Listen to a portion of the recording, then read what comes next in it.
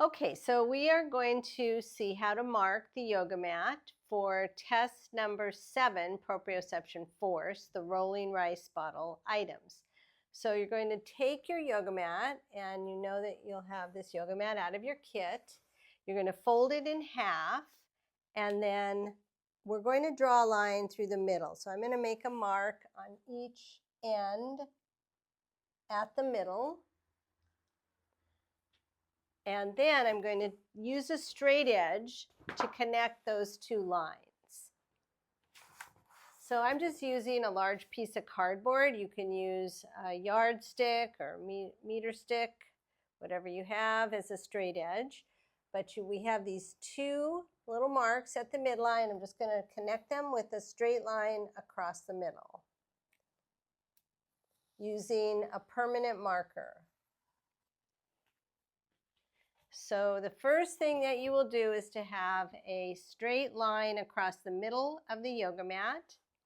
And then you're going to start at that middle line on one side and make little marks going outward, both directions, at 10 centimeters. So I'm just going to make a mark every 10 centimeters.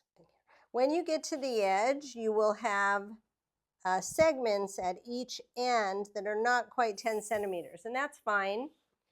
But you will do this in both directions. So the required size of the yoga mat is noted on the test sheet.